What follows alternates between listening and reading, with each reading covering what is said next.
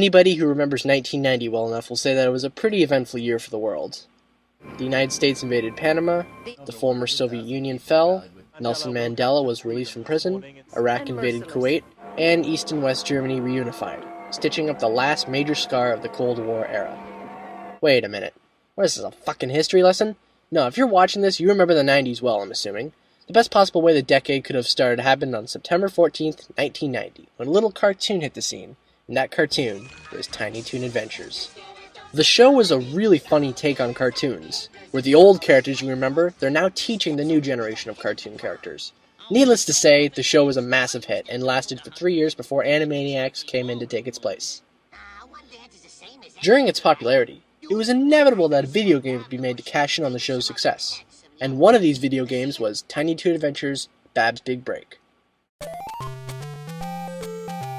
Well, after a pointless intro of Babs jumping around in the spotlight, she says she's dreaming of becoming an actress. Even though she says she has natural talents, she still has to study acting. Well, at least that puts her one step ahead of the kids on Glee. Ugh, and don't think I don't hate myself for mentioning Glee in a Tiny Toons review. Buster, Plucky, and Hampton over here are saying all this, and they decide to follow her, because they don't know what she can get into. And there we go. That's as simple as a plot as we can possibly get. And from there, the game begins. Oh, come on, more story? It's a Game Boy game, not Metal Gear Solid 4. Basically, Babs is saying that you need two things to be an actress: talent and luck. But let's face the facts here. You apparently don't need talent to be an actress in this day and age. Oh god dang time. So anyway, you start off playing as Buster Bunny. Sorry, bad habit. Anyway, all you do is hop around collecting diamonds and jumping on boxes that drop food.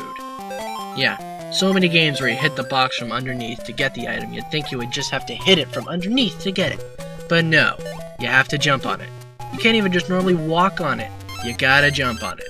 It also doesn't help that you move pretty damn slow, so this all gets redundant very quickly. You get the option to play as Buster, Plucky, or Hampton. All they really do is just throw their item around differently. I'll get more into that later. If you play as Hampton, you can roll watermelons, so it's easier to kill this— oh, come on, that was just not cool. But that was actually pretty funny to see him flattened like that. If Plucky gets crushed, he looks like a friggin' accordion. On the second screen, you come to these warp pipes, or warp stumps, I guess. They take you underground. Some of these also are on the top of the stage, and later on, you're gonna have to master being able to jump into them from underneath. I'll get more into that later as well. So when you go down this one stump later on, you run into Dizzy Devil, who says that he knows where to find Babs, and he will spin through a mountain to get you through. So you assume he is talking about the rocky wall right there. So you select him from the pause menu, but get this, you can't do it yet. As it turns out, you're supposed to go back out to the surface and he will dig through the mountain on the far right of the level. Could have told me at least. Wait a minute, if he said he can dig through the rocky mountain, why is he digging underground in the dirt when he said he'd go through the mountain? Oh, never mind. You suppose since Buster's a bunny, you could think he could dig underground, but I'm dragging too on about this. The next level is set at Acme University. Now, there are flying bats in this game. Wait a minute. This reminds me of a moment I loved from AVGN's Dracula review. Yeah, that's all it is just rats and bats. How many fucking games need to have bats? Like, seriously, I know it's Dracula, but why do so many games have so many fucking bats? So now you take the warp stump down into a room which has some of the worst electricity ever. Jeez, I know schools aren't funded really well, but come on, fix the damn lighting. Reminds me of that episode of Pokemon that gave 700 kids in Japan seizures that one time. Oh god, look at this insanity here. Ugh, I'm just gonna kill this, and I'm dead. Thank god it just makes you start off at the beginning of the screen rather than restarting the whole level. Ugh, can't stand it when games pull that. Alright, now I'm gonna get revenge on this mouse for killing me. Wait, he just disappeared? That's kinda weird. Fucking coward-ass Montana Mouse. Yeah, the mouse is supposed to resemble Montana Max, but I sure as hell don't see the resemblance. So at the end of this level, there's a minigame with Dizzy. Can I just call him Taz so it's easier?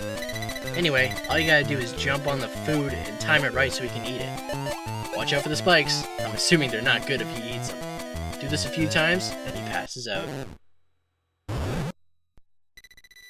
Now Tess is saying that eating has made him tired and he's gonna go to sleep. Yeah, that's something I've always wondered about. If food is supposed to give you energy, why does it make you tired? And keep in mind, you still use up energy when you sleep, so nah, fuck this. Do I look like a doctor to you?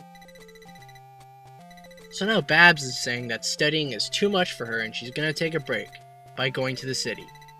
Wow. And I thought I took long study breaks. And if we get lost in the alleyways, we can always count on Furball. I'm sorry, but anybody who watched Tiny Toon Adventures knows that Furball is not somebody you can count on.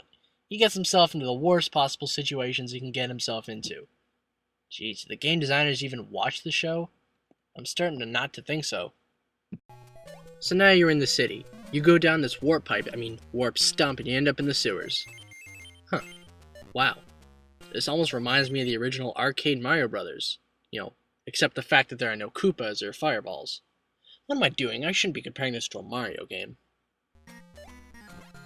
Well, looks like I'm quite fucked here, doesn't it? Alright, let's try and get... Aw, you horse's cock! Huh. Horse's cock? That's a new insult. Like a whore's cock. God, that is wrong. What is wrong with me? Alright, let's try this with Plucky. Oh, for God's sakes, not this shit again. And I'm out. Alright, let's try just very careful. Oh, I actually got him. Okay, whatever. Eventually, you come to this room where you have to use trial and error to see which warp pipe you need to use. Let's just try this one. Ugh, come on. Finally. As it turns out, that warp stump brings you back to the top of the previous area, so the warp stump I took was the wrong one. So the warp stump on the right takes you where you need to go. And guess what? It still takes forever. I'm going to speed this up.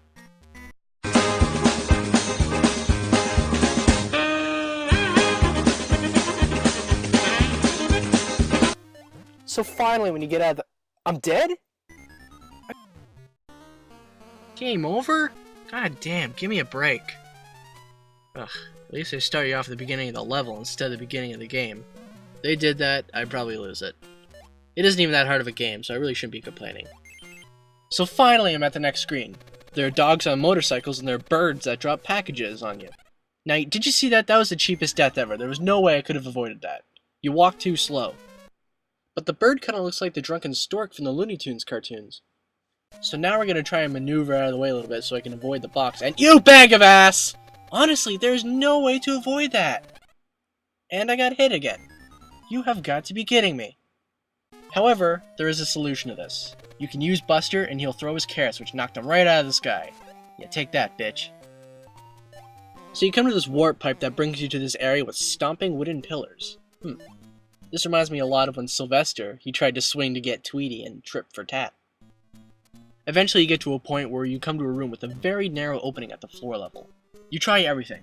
Jumping while crouched, crawling, even though you can't do that. You even try rolling Hampton's watermelon down the tunnel. So eventually you get to Furball, where the title cards on top say that he will help you find Babs.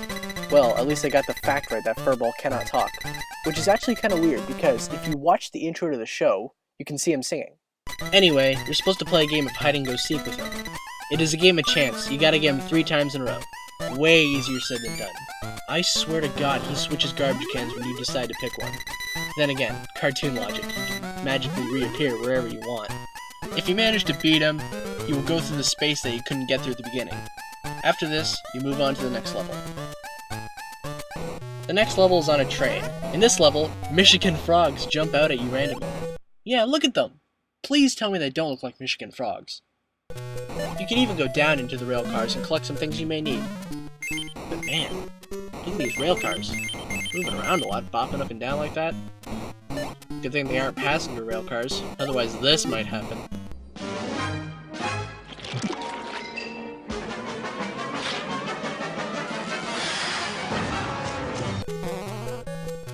So later you come to these tough looking dogs that look like they're juicing on roids. Wow, all it took was just a little duck to jump on him to knock him out?